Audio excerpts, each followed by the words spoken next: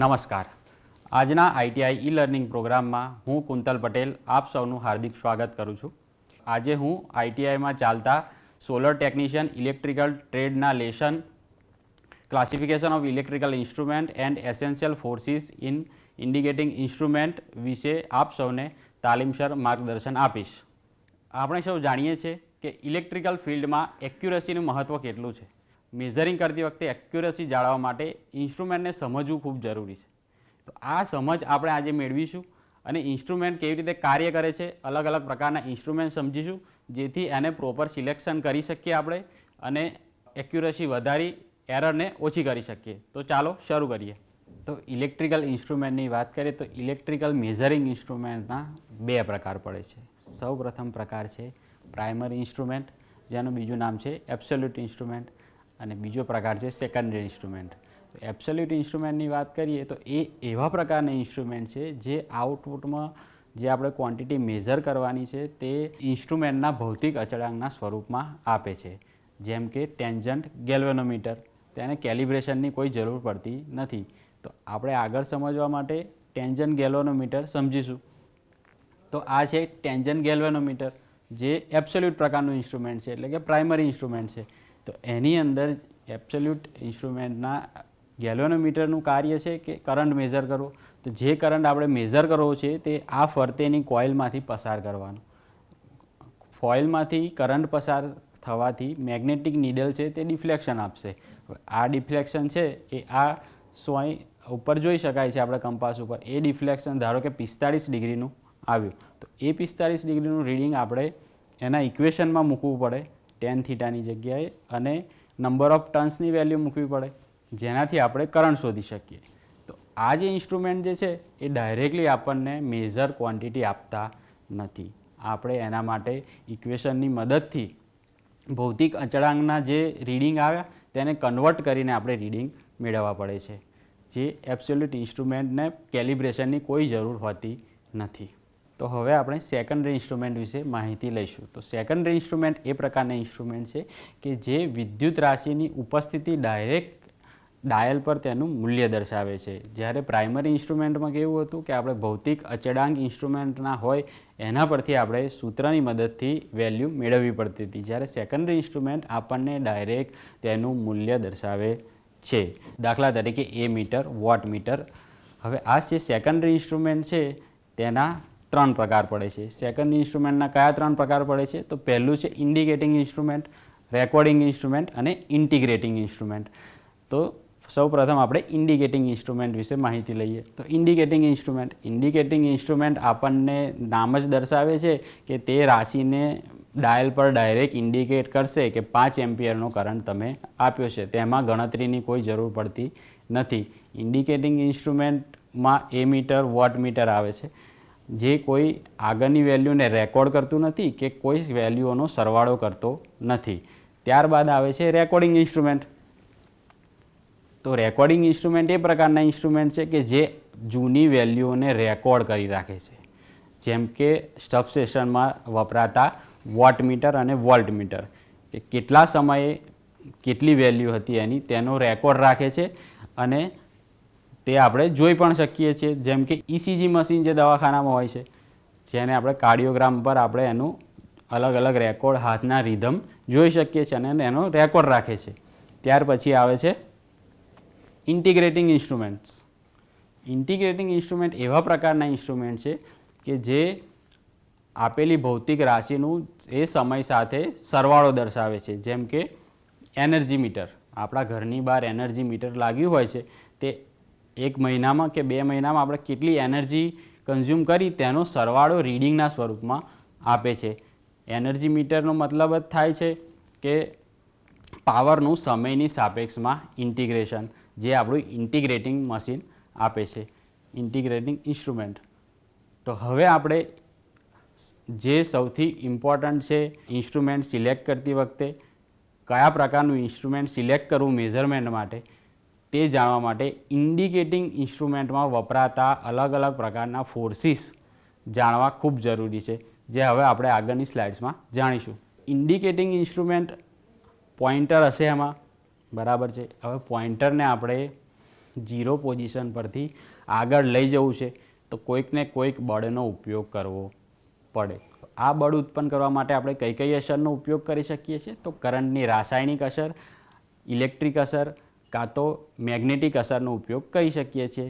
તો torque generate કરવા માટે સૌથી વધારે ઉપયોગી અસર જે છે એ મેગ્નેટિક ઇફેક્ટ છે કે કોઈપણ કરંટ કેરિંગ કંડક્ટર આપણો છે, ધારો કે આ કરંટ કેરિંગ કંડક્ટર છે, તેને આપણે મેગ્નેટિક ફિલ્ડમાં મૂકીએ છીએ તો એના પર બળ લાગે છે અને ફરી જશે. બરાબર. તો એ ઇફેક્ટનો ઉપયોગ કરીને આપણે ડિફ્લેક્ટિંગ ટોર્ક જનરેટ કરી શકીએ છીએ, જે આપણા પોઇન્ટરને ઝીરો પોઝિશન પરથી આગળ લઈ જશે. તો આપણે આમાં શું કર્યું? તો કે ઇલેક્ટ્રિકલ એનર્જીનું મિકેનિકલ એનર્જીમાં રૂપાંતર કર્યું. તો આ એનર્જીમાં રૂપાંતર કર્યું તે ટોર્ક કાં તો ફોર્સ એ કોના સમપ્રમાણમાં હશે? તો અહીંયા દર્શાવ્યું છે એ પ્રમાણે કરંટના સમપ્રમાણમાં હશે. જે ક્વોન્ટિટી આપણે મેઝર કરવી છે તેના સમપ્રમાણમાં હશે. કેમ? કારણ કે જે કરંટ 5 એમ્પિયરનો કરંટ આપ્યો તો તે અક્રોસ તેટલું આપણને ડિફ્લેક્શન આપશે. 10 એમ્પિયરનો કરંટ આપ્યો તો તે પ્રમાણે ડિફ્લેક્શન આપશે. તો આપણે કહી શકીએ કે ડિફ્લેક્ટિંગ ટોર્ક જે છે તે કરંટના સમપ્રમાણમાં હોય છે. તો હવે આપણે ડિફ્લેક્ટિંગ ટોર્કનો યુઝ કરીને આ પોઇન્ટરને 4 એમ્પિયર પર લઈ જવો છે. ધારો કે આપણે 4 એમ્પિયરનો કરંટ ઇન્સ્ટ્રુમેન્ટને આપ્યો. હવે 4 એમ્પિયર પર આપણે આ ડિફ્લેક્શન કરાવવું છે અને તો આ દિશામાં ડિફ્લેક્ટિંગ ટોર્ક લાગશે. તો ડિફ્લેક્ટિંગ ટોર્ક લગાડીને આપણે પોઇન્ટરને 4 એમ્પિયર સુધી લઈ જવું છે. તો સૌપ્રથમ આપણે શાની જરૂર પડશે? તો કે મેગ્નેટિક ફિલ્ડની જરૂર પડશે, કોઇલની જરૂર પડશે અને આપણે એને ડિફ્લેક્ટિંગ ટોર્ક આપીશું. હવે શું આ પોઇન્ટર 4 એમ્પિયર પર જઈને ઊભું રહી જશે? પ્રશ્ન થાય આપણને કે 4 એમ્પિયર પર એને ઊભું કેવી રીતે રાખવું?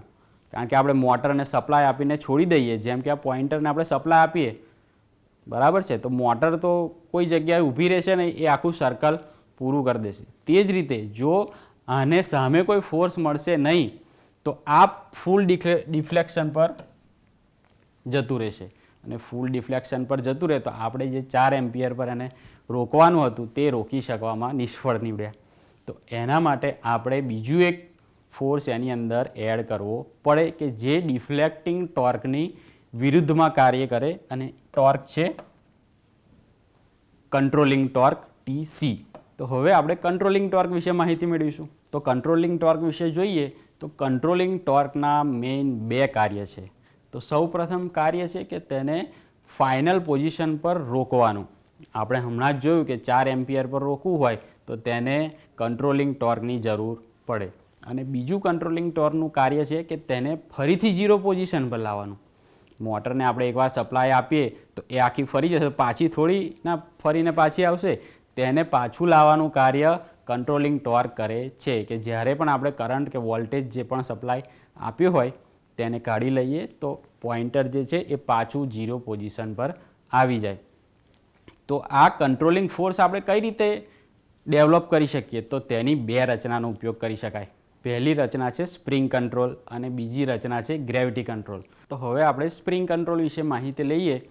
તો સ્પ્રિંગ કંટ્રોલ મિકેનિઝમમાં 2 સ્પ્રિંગ જે આ જે છે સ્પિન્ડલ છે, જે આપણું સ્પિન્ડલ છે તેને 2 સ્પ્રિંગથી પકડી રાખવામાં આવે છે જે કંટ્રોલિંગ ટોર્ક પ્રોવાઈડ કરે છે. આ સ્પ્રિંગ જે છે એ ફોસ્ફરસ બ્રોન્ઝની બનેલી હોય છે. તો ફોસ્ફરસ બ્રોન્ઝ જ કેમ? કારણ કે ફોસ્ફરસ બ્રોન્ઝ જે છે નોન મેગ્નેટિક મટીરિયલ છે.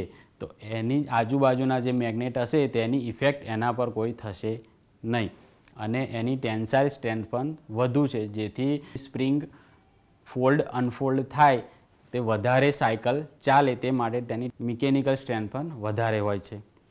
તો સ્પ્રિંગ કંટ્રોલના ફાયદા શું થશે આપણને? તો એક સમાન સ્કેલ જોવા મળશે. કેવી રીતે? તો કે કરંટ જે આપણે ફ્લો કરીએ તે પ્રમાણે જ આપણને ડિફ્લેક્શન મળશે અને સિસ્ટમનો ઉપયોગ કોઈપણ સ્થિતિમાં કરી શકશું. તો એક સમાન સ્કેલ કઈ રીતે મળે આપણને તે આપણે સમજીએ. તો જે આપણું ડિફ્લેક્શન ટોર્ક તે સમપ્રમાણમાં હોય છે કરંટને, જે આપણે આગળ જોઈ ગયા, બરાબર. અને આપણું જે કંટ્રોલિંગ ટોર્ક જે છે, બરાબર છે, એ સમપ્રમાણમાં હોય છે થીટાને. તો થીટા શું છે? તો કે પોઇન્ટર ઝીરો પોઝિશનમાંથી આગળ વધીને જે એંગલ બનાવે છે તેને થીટા કહે છે. તો ડિફ્લેક્શન ટોર્ક કરંટના સમપ્રમાણમાં અને કંટ્રોલિંગ ટોર્ક એંગલના સમપ્રમાણમાં હોય છે. જ્યારે આ પોઇન્ટર સ્ટેડી થશે ત્યારે કઈ પોઝિશન આવશે? તો ડિફ્લેક્ટિંગ ટોર્ક બરાબર કંટ્રોલિંગ ટોર્ક થાય, બંને ફોર્સીસ સમાન લાગે ત્યારે આપણું પોઇન્ટર સ્ટેડી થાય. તો આ ઇક્વેશન પરથી આપણે જોઈ શકીએ છીએ કે current theta is directly proportional two current. તો શું થશે? તો 1 એમ્પિયર કરંટ આપણે ધારો કે ફ્લો કર્યો તો 15 ડિગ્રી રોટેશન મળ્યું આપણને પોઇન્ટરનું. 2 એમ્પિયર ફ્લો કર્યો તો 30 ડિગ્રી મળશે અને 3 એમ્પિયર ફ્લો કર્યો તો 45 ડિગ્રી મળશે. તો આ જ રીતે જે પણ થીટા વધે છે એ સમાન કરંટના સમાન મૂલ્યમાં વધે છે, જેથી આપણી સ્કેલ હશે એ સિમેટ્રિકલ હશે. તો આપણે સિમેટ્રિકલ સ્કેલ હશે સ્પ્રિંગ કંટ્રોલમાં તે સમજ્યા. અને બીજો એની ફાયદો એ છે કે તે કોઈપણ પરિસ્થિતિમાં આપણે ઉપયોગ લઈ શકીએ છીએ કે ઇન્સ્ટ્રુમેન્ટને વર્ટિકલ કે હોરિઝોન્ટલ કાં તો ઇન્ક્લાઇન્ડ કોઈ પણ પોઝિશનમાં રાખીને એનો ઉપયોગ કરી શકીએ છીએ. હવે કંટ્રોલિંગ ફોર્સમાં આપણે બીજું મિકેનિઝમ જોઈશું. એક આપણે સ્પ્રિંગ કંટ્રોલ મિકેનિઝમ જોઈ ગયા, ત્યારબાદ હવે જોઈશું ગ્રેવિટી કંટ્રોલ મિકેનિઝમ. તો ગ્રેવિટી કંટ્રોલ મિકેનિઝમમાં શું હોય છે? તો પોઇન્ટરની વિરુદ્ધ દિશામાં, જે આ પોઇન્ટર છે એની વિરુદ્ધ દિશામાં વેઇટ લગાડવામાં આવે છે, જેને કહેવાય છે કંટ્રોલ વેઇટ. ધ્યાનથી જોજો, પોઇન્ટરની વિરુદ્ધ દિશામાં વેઇટ લગાડેલું છે. જ્યારે પોઇન્ટર થીટા જેટલું ડિફ્લેક્શન આપશે તો વેઇટ પણ તેની સાથે જ થીટા જેટલું ડિફ્લેક્શન આપશે. જે આ થીટા ડિફ્લેક્શન મળ્યું તો પાછું વેઇટ વર્ટિકલ પોઝિશન પર આવવાનો ટ્રાય કરશે ગ્રેવિટીના કારણે, જે આપણું કંટ્રોલિંગ ટોર્ક બનશે. હવે કંટ્રોલિંગ ટોર્ક કેટલું લાગશે? તો કે વેઇટ નીચે છે તો આ દિશામાં કંટ્રોલિંગ ટોર્ક આપણું W sin થીટા જેટલું લાગશે. તો આના પરથી આપણે સમજી શકીએ કે આનું જે ડિફ્લેક્શન હશે એ સાઇન થીટાના સમપ્રમાણમાં હશે. હવે સાઇન થીટાના સમપ્રમાણમાં હોય તો સ્કેલ કેવી બને તે આપણે સમજીએ. તો ગ્રેવિટી કંટ્રોલ મિકેનિઝમમાં આપણો જે ટોર્ક છે એ પ્રપોર્શનલ હશે સાઇન થીટાના, બરાબર છે. તો હવે આપણે જોઈએ કે 0 થી 90 ડિગ્રી પોઇન્ટરનું મૂવમેન્ટ કરવું હોય તો અને સ્કેલ 0 થી 1ની હોય તો પોઇન્ટર જ્યારે 30 ડિગ્રી પર હશે તો સાઇન 30ની કિંમત થશે 1/2. એનો મિનિંગ શું થયો? તો કે 0 થી 1ના ડિફ્લેક્શનમાં અડધું મૂલ્ય તો 30 ડિગ્રીમાં જ આવી જશે અને બાકીનું અડધું મૂલ્ય 60 ડિગ્રીમાં જશે, જેનાથી શું થશે કે આ જે સ્કેલ છે એ ક્રેમ્પ્ડ હશે. 30 ડિગ્રી સુધીનો સ્કેલ જે હશે એ ભેગો હશે અને ત્યાર પછીનો સ્કેલ છૂટો હશે, બરાબર છે. તો તેનાથી શું થાય કે રીડિંગ લેતી વખતે આપણને તકલીફ પડે. તો આપણે કંટ્રોલિંગ ફોર્સ જે છે તેના ફાયદા અને ગેરફાયદા જોઈશું. જેમાં ગ્રેવિટી કંટ્રોલમાં ફાયદા એ છે કે સ્પ્રિંગ નિયંત્રણ કરતાં તે સસ્તું છે. સ્વાભાવિક છે કે સ્પ્રિંગ જે છે એના કરતાં આપણું વેઇટ સસ્તું હશે અને મિકેનિઝમ સસ્તું બનશે. તાપમાનના ફેરફારની કોઈ પણ અસર થતી નથી. જ્યારે સ્પ્રિંગ મિકેનિઝમમાં તાપમાનના ફેરફારની અસરથી સ્પ્રિંગ લૂઝ પડી શકે છે. તો તેના ગેરફાયદા પણ હશે ગ્રેવિટી કંટ્રોલના. તો ગેરફાયદા શું છે? તે ઉપકરણને ઊભી સ્થિતિમાં રાખવા આવશ્યક છે. જે વેઇટ જે છે એ વર્ટિકલ પોઝિશનમાં લાવવું આવશ્યક છે. તેથી આપણું જે પણ ઇન્સ્ટ્રુમેન્ટ હોય તેને વર્ટિકલ પોઝિશનમાં મૂકીને જ આપણે રીડિંગ લેવું જોઈએ અને લેવું જ પડે. સ્કેલ એક સમાન નથી. તો હમણાં જ જોયું તે સાઇન થીટાના સમપ્રમાણમાં છે. તેનો મતલબ એ છે કે આપણો જે સ્કેલ હશે એ આગળથી ક્રેમ્પ્ડ હશે અને એક સમાન હશે નહીં. તો હવે આપણે અત્યાર સુધી જોયું કે કંટ્રોલિંગ ટોર્ક લાગે છે જે ડિફ્લેક્ટિંગ ટોર્કને કંટ્રોલ કરે છે. તો ડિફ્લેક્ટિંગ ટોર્ક આપણું જે લાગતું હતું એ આ દિશામાં લાગતું હતું, જ્યારે કંટ્રોલિંગ ટોર્ક જે છે તેને વિરોધ કરે છે. હવે પોઇન્ટર જ્યારે ડિફ્લેક્શન પામવાનું શરૂ કરશે, ધારો કે આપણે 5 એમ્પિયર કરંટ એને આપ્યો, તે 5 એમ્પિયર પર સુધી પહોંચી અને TD is equal to TC થશે. બંને ફોર્સિસ કે ટોર્ક સમાન થશે, જેનાથી પોઇન્ટર ઊભું રહેશે. પણ શું ખરેખર આવું થશે?